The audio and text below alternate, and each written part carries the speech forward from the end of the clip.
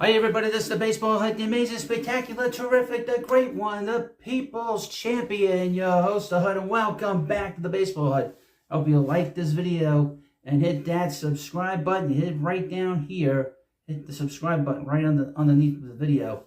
Also under the video is a join button. I'm trying to get a lot of members on this channel because this channel is all about the Mets. It's all about promoting the Mets as a great team, and they are a great team, great franchise. Don't let anybody tell you any different. I've gotten a few more members on here this past week. You need to go there. I've already recorded a nice video I think you'll like.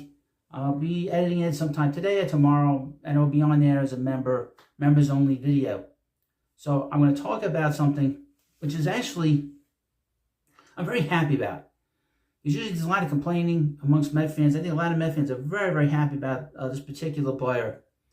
And that's the Mets third baseman, Mark Vientos. Mark Vientos had been sort of up and down over the last 2 years. You know, he got a call up in 2022. He got a bit of a cup of coffee, as they call it. And was not too impressive. Obviously, last year, the Mets did not really give him a chance to play on a regular basis every day. Buck Showalter didn't really was in his corner.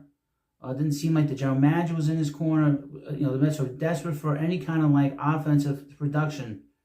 And they were desperate last year. And for some reason, the Mets weren't doing anything with him. I don't know. They didn't seem like they believed in this player. To give you a little background on Vientos, in 2017, the Mets drafted him, which was the last year of Sandy Alderson. He was picked number 2, you know, in the draft by the Mets. And he was considered to be, and obviously number 1, if you don't know, was David Peterson. But he was picked number 2, and he was the youngest player in that draft. He was 17. He hadn't turned 18, but he was a highly thought of high school player, in particular in Miami, because he's from Miami, and he was very highly thought of as a young hitter. He was always looked upon as a guy, as a kid that was going to develop into to have tremendous power.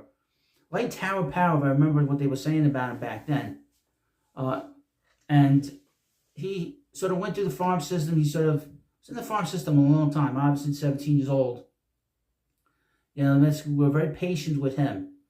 As we got close to him getting to the major leagues, we had other players that he was competing against, like Brett Beatty, who was drafted 2 years later by the Brody Van Wagenen regime. I would mention it's very important to have one single person running your organization. When you have several people running it in terms of the general manager, it makes it very difficult to have anybody, you know, in your corner if you're a player, or have any kind of like consistency with development.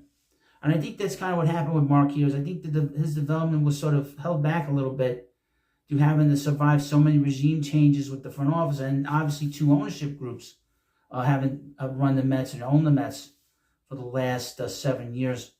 But this year, he had a great spring training. As you know, he played great, and he didn't make the team.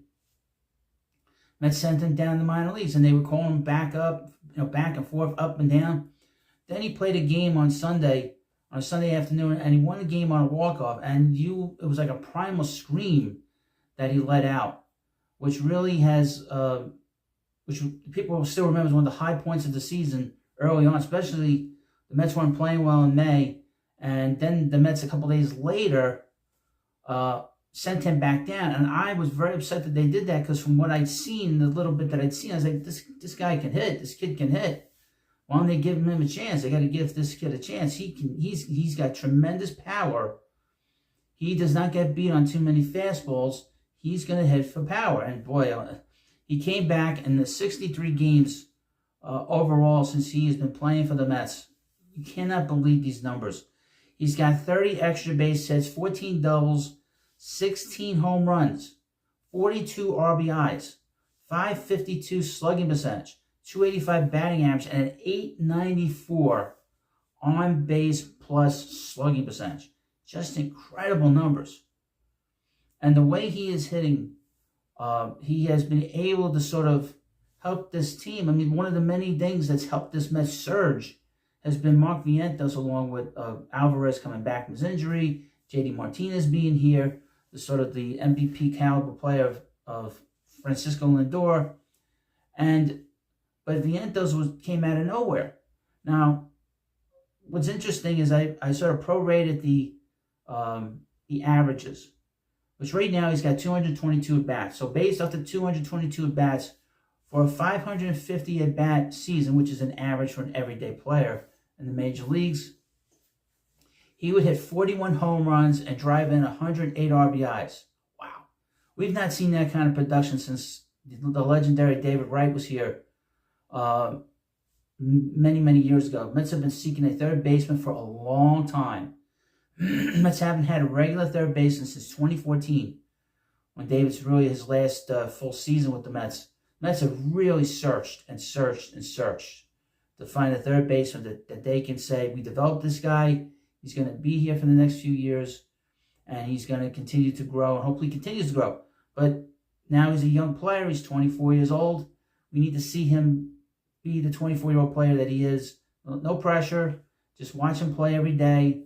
What his future holds, he's the third baseman on this Mets team, and that's it. I look forward to seeing how well he does over the next 2 months. I mean, he's on pace right now to hit 24 home runs. I didn't do the RBIs, but they mentioned it during the broadcast on Wednesday, Mets versus the Twins, that he was on pace for 24 home runs. He might get awfully close to 30 home runs, to be honest with you. His power is to the entire field. Most of the home runs they showed during the spray chart that they showed was to center field and to left field. But now he had a home run in the game on Wednesday afternoon off of Pablo Lopez to right field. He's got tremendous, and I would mention the first home run he ever hit in the major leagues was in Oakland 2 years ago to right field. So he has power to all fields. And when you have that kind of right-handed hitter, that is a very dangerous player to have. Very dangerous hitter for any lineup to have to, any kind of pitcher to navigate that kind of a lineup with that kind of a hitter. You're gonna pay attention to where he is. Now his defense has improved dramatically from where it was last year. In my opinion, the defense was not even major league caliber, but this year is average, and you can see the hard work that he put in last offseason to be able to be capable of making the throws. He's got a very strong arm. The arm is excellent, but he still needs work on his footwork. He still needs work with his hands. But that comes with repetition and a lot of practice. Practice.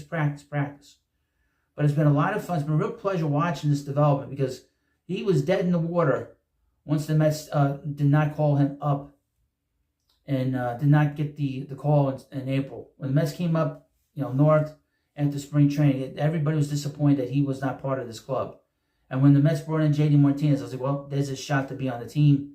And there's a lot of thoughts, including myself. The Mets should just trade this kid for pitching. But they don't have to do that now, because he's going to be part of this lineup. We want to see how he finishes the season.